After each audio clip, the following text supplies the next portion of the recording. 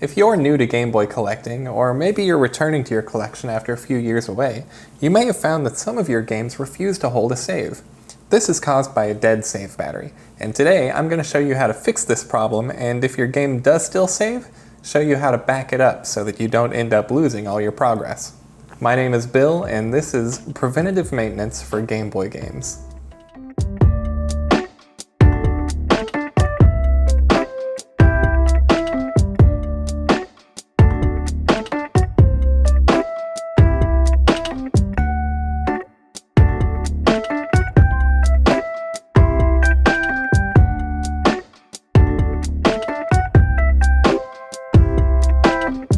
This is my copy of Pokémon Crystal, and as you can see here, there's a little battery inside the cartridge. This is responsible for providing a charge to the cartridge itself to keep your saved game data intact. It's an interesting way to make sure that your progress is saved, but this was done for many years across NES, Super Nintendo, Game Boy, Game Boy Color, Game Boy Advance cartridges, even N64, I think. My Pokémon Crystal is good to go. We're gonna set this to the side, and we're gonna look at what a bone stock, unreplaced Game Boy battery looks like. This is my copy of Pokémon Red. I just recently bought this one off of eBay, and all I've done so far with it is open it up to make sure that it didn't have a new battery in it. So as you can see here, on the battery itself, it says, well, let's turn it like that, 9811. Now that means that this battery is from 1998 and is nearly 30 years old. So there's a really good chance that this game does not hold a save. And as you saw in the beginning, when you boot up the game, it just says, new game, not continue. So this battery needs replaced. And we'll start with this one. I'm going to go over a couple of options that you have for replacing this save battery, and the pros and cons of each, why you would choose one over the other, and what I recommend. So, the battery itself, this is a CR2025 coin cell battery, and you can buy these on eBay. Batteries that are already tabbed. Tabbed just means that it has these tabs on either side for connecting to the contacts on the cartridge itself. This is what was used in the original cartridges, so you know it's gonna work, but this will get you the longest life out of your cartridge. However, these are rather difficult to replace, and I kinda hate doing it. So what I'm gonna do instead is use one of these. This is a battery holder. This holds CR1616 batteries, which are smaller, lower capacity, lower lifespan, which means you're gonna have to replace these a little more often. 1/3 as long as a CR2025. However, with this holder, all you have to do is solder it in once, and every time you wanna replace your battery after that, you can just pop out the old battery, pop a new one in, and call it good. This is my preferred method, and it's unoriginal, but you're already replacing a piece of the cartridge anyway. So I don't see anything wrong with it. And in 5 years' time, when it's time to replace my save battery again, I don't have to pull out the soldering iron at all. I can just pop the battery out, pop a new one in, it's good to go. So, you don't have to be a soldering genius to replace a save battery. I'm far from an incredibly skilled solderer myself. There's really only 2 contacts here, and they're quite small. You can see here, one on this side, one on this side. Positive here, negative here. Positive is gonna be the flat side of your battery, and then negative is gonna be the top side, right? So let's get this battery out of this cartridge. Now, this is not a lesson in soldering at all. However, it is very important to tin the tip of your soldering iron. And this may seem counterintuitive, but what I'm gonna do here is I'm gonna heat up the old solder on this battery. and I'm going to add more solder to it. This is because the old solder that's on the board has been sitting there for years and years and years, and it's just stubborn. And if you introduce a little bit of new solder to it, it's much easier to work with. Now, once the solder is nice and heated up, you've added your new solder, the contact itself, you can kind of wiggle it around, see that the battery is loose, and then I use my left hand to lift the battery off of the cartridge board itself. And there you go, battery unsoldered on the positive terminal. Now we'll just do the same thing here on the left side, the negative side. Positive is right and negative is left apparently. Gonna heat it up, add some fresh solder. Nice and loose, and we can just lift that battery out. It's easy, nothing to it. I'm not a soldering whiz, I'm no pro. I do this kind of stuff, and that is the extent of my knowledge. So we'll set this to the side, clean off our soldering iron. Now that we have the original battery removed from the cartridge, let's remove the solder left over here on the pads. And I use this, it's a solder sucker. It works pretty well. It doesn't get everything. If you wanted to get like all the solder off of the pads, you would want to use something like a desoldering braid. But for the purposes of this video, we don't really need that because we don't have to remove everything. We're going to be returning right back to it and soldering in a new battery. So the way this works is you press down the plunger, like so. Heat up the solder on the game.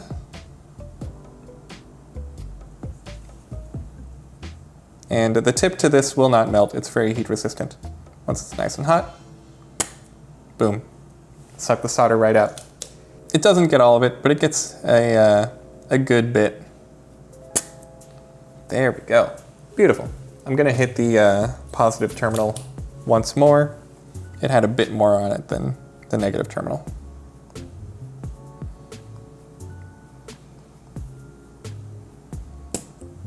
There we go.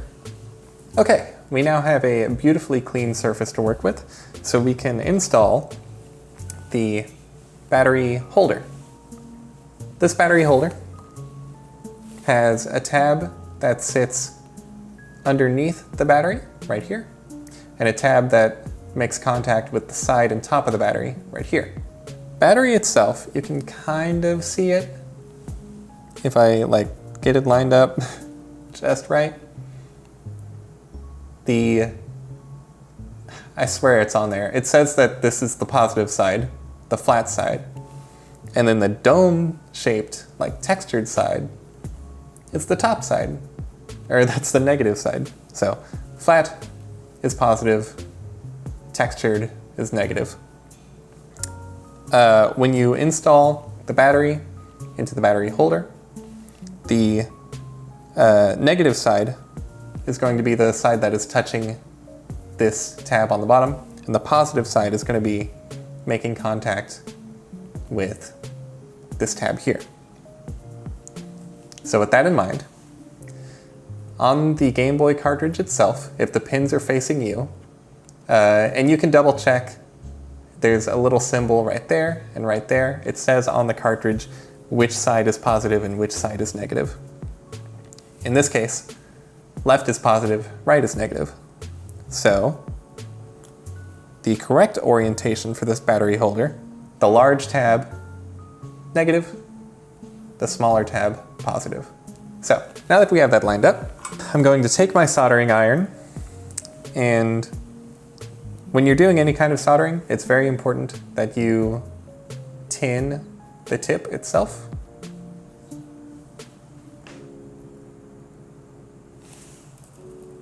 And we can use this to, once we have our battery holder lined up, we can, I call it tack. tack that on there. It's a very, very loose, just a little bit of solder holding it in. Tin the tip again, and we will tack on the positive end. Beautiful. Love to see it. Okay, when you're soldering, you're not necessarily soldering to the iron. You're not like connecting your solder to the iron and then putting it on the thing. We only did that to tack it on. It'll be very ineffective if we do that for the whole soldering. So what you're actually doing is you're warming up the area that will be connecting solder to. And then we're touching our fresh solder to the area that's being heated up, not necessarily the iron itself. I know it looks like I'm touching the iron with the solder, but I was aiming for the area around it. So a generous amount of solder will make this much, much easier. See, I'm feeding the new solder into the glob of solder that's already there, not directly to the iron. Nice and gloopy with solder. I want to hold this down with a pair of pliers or tweezers or whatever you have handy. Not your own finger, because metal's conductive and you will burn yourself. Oh no. No, that actually worked out. Great. So,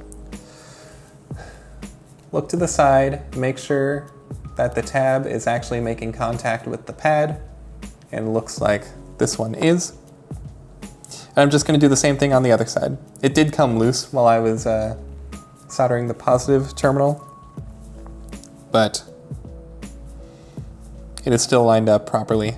So we can feed in some of our fresh solder, like so. Generous amount. These pads are so large that you can't really go wrong with it. Hold it down with some needle nose pliers and let it cool. There we go. Beautiful. Check the side. Looks like we have good contact. Once I've finished soldering on the board, I like to take a Q-tip with some rubbing alcohol on it and just clean up the area that I was working with a little bit. The flux, the rosin, what have you, from the solder itself can leave some residue on the board, and I just like to keep that cleaned up. Now I can take the battery. Remember, positive side is the flat side. It'll be the side facing up. Then the domed negative side, we want touching this big tab here. So we can just positive side first, push it in, and then boom, clamp it in, and that's not going anywhere. You can throw this cartridge around wherever, however much you want. Nothing to worry about there. So now we can test it. These pins are clean. Put the cartridge back together.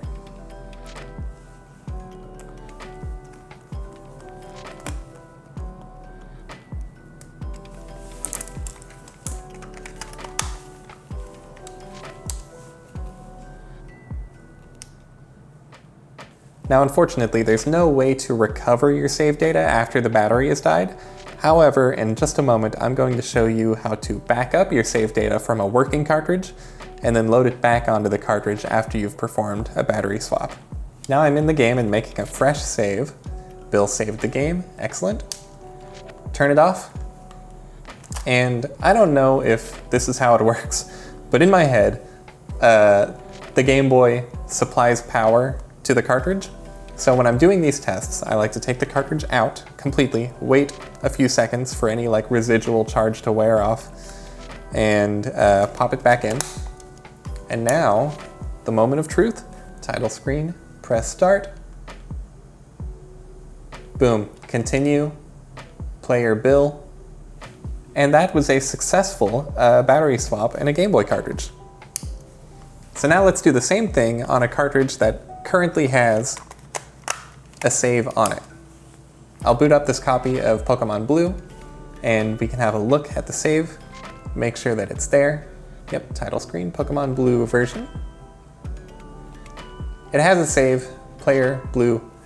There's nothing on it because whoever sold this on eBay deleted the save file that was there. So we do know that there is data saved on this copy of Pokemon Blue. Now I'm going to show you how to back it up and then reload it onto the cartridge after a battery swap. This is the GB operator from a company called Epilogue. And basically what this is a cartridge slot for your PC. Now, I know that there are a number of cartridge readers on the market that will do the same thing that I'm going to show you today. However, I like Epilogue just because their software is really easy to use and it's very intuitive, super simple. Let's see what it does. First, you want to connect it to the PC. In the Epilogue software, I see that it is connected. It says, please insert a cartridge. We are doing Pokemon Blue. Insert that into the cartridge reader. And we see here, it immediately pops up Pokemon Blue version, official cartridge, read-only cartridge. And we want to click on the data tab. And we can back up the game. And I'm going to do that. Back up the game does not back up the save data. It just rips the ROM from the cartridge so that you can play it on your PC via an emulator. Now to back up the save, I want to click on the Backup Save tab and hit Start. It'll save the save to the same folder that the ROM was written to. And save. Looks like it was successful. Now I can remove the cartridge and we can perform the battery swap. And fingers crossed that it works. Now, anytime you're working with, replacing internals to a Game Boy cartridge, there are always risks. There's the risk that your soldering iron will get too close to a chip and damage the ROM. There's the chance that in the backup and reloading process, you lose your save data. There's any number of things that can go wrong. So just keep that in mind when you're working on your old electronics, that stuff happens, man. Like, it's not gonna be 100% effective 100% of the time. But I will say, this is a fairly low risk operation, right? All we are doing is heating up some solder, removing a component that's pretty far away. These pads are pretty far away from any of the other vital components of the cartridge. And we're removing the battery and we're putting a new one in. It's that easy. I'm gonna follow the same method I did for Pokemon Red, and we'll speed through this and I'll show you the end product.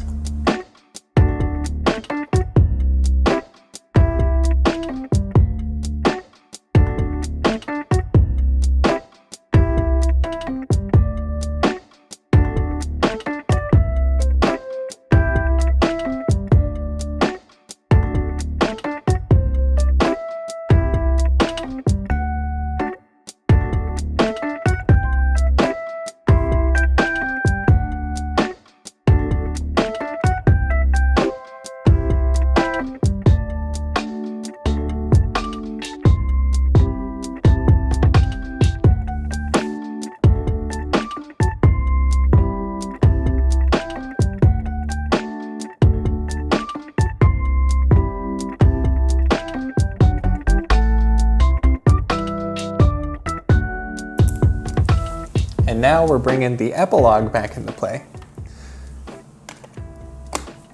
Put the cartridge into the slot, and I can see on the PC here, shows up Pokemon Blue version, official cartridge, still reading the cartridge just fine. We can hit the data tab and upload save this time. Upload save, we hit start, open, and it's done. Turn the Game Boy back on and let's get to that save screen. Title screen, press start. There it is. Continue, player blue. there was nothing on the save data to begin with, but if there was no save present on the cartridge, the only option here would be New Game. So that was a success. And that is the main selling point of the epilogue for me, is transferring saves through a battery swap. This also backs up games for Game Boy, Game Boy Color, Game Boy Advance, all three of them. You can even back up like the Game Boy camera. It's a great little device. It's super simple. You just plug it into your PC. The software is dead simple to use. And I didn't even show you this, and this wasn't supposed to be part of the video, but I'll show you anyway. The software itself is also an emulator. So on this first screen, when you first plug in the cartridge, there's a start button down here, and you click that, and boom. If it's a Super Game Boy Advanced game, it even does the Super Game Boy border around it, and you can play it in the software. It's a full emulator. It's all right there.